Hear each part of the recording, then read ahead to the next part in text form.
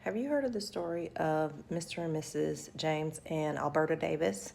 These two here, where I'm going to tell it to you.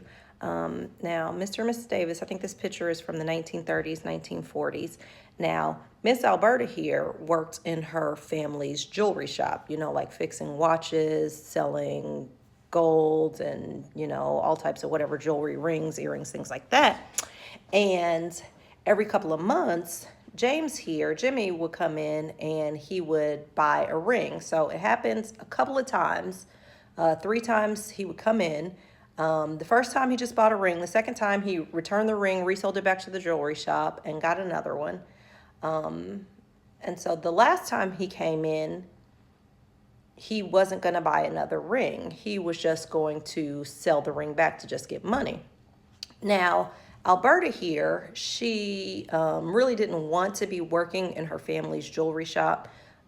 They were in Philadelphia, and she just wanted to go out and do other things. She wanted to go out and see the world. She didn't want to be so tied to her family shop, and wanted to go to New York and just live her life, essentially, instead of trying to be stuck in this family business that her father had set up and created or whatever. So they get to talking, and James tells Alberta that he had been engaged 3 times, and for whatever reason, the engagements or marriages just never worked out. Like whether the women left him or they were seeing other people, whatever. And so this time he decided that he was just kind of done with love, and that he just wanted to sell the ring back, and he was just going to take some time to himself. Now, after this conversation, Miss Alberta was feeling some type of way because she was, fed up with her family and all the responsibilities that they had put on her, and working in the shop and never getting to be a young person and go out and see things. So she kind of jokingly says to him, she says, I'll marry you if you can get me up out of this shop, if we can go somewhere and do something. So he thinks she's pretty, and look how beautiful she is. Like, he is so taken just, with her beautiful face and the fun conversation they have. So he's like, let's get out of here. Okay. So they run off. They don't tell their families.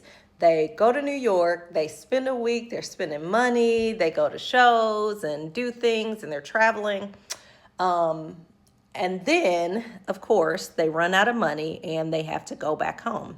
Now, when they go to New York, they get married, okay? Because they're just having so much fun. They're sleeping together and just doing all of the things that married people do. And so they have to come back and face their families. And of course, it's a whole big to-do. It's a whole thing because the dad is mad at her, the family is mad at her for abandoning them, and they don't really know each other, so they're really trying to settle into married life, like back in Philadelphia, and trying to figure it out. And he has to go to work, he works a lot, and she's just feeling like abandoned, and like she wanted to do something, and now all of a sudden she's stuck with this husband. And anyhow, they work through it all. In the end, love wins. The last woman that James was engaged to be married to shows up and causes some drama. But anyhow, Alberta and James work through it all. And in the end, they end up married and live happily ever after. And now the most important thing that you need to know is that I just made up that whole entire story. But if you love historical romance with African-American characters, then go check out my books. This is All She Ever Wanted by Marissa McQueen. It's available on Amazon or wherever you get your books, okay? Love you, bye.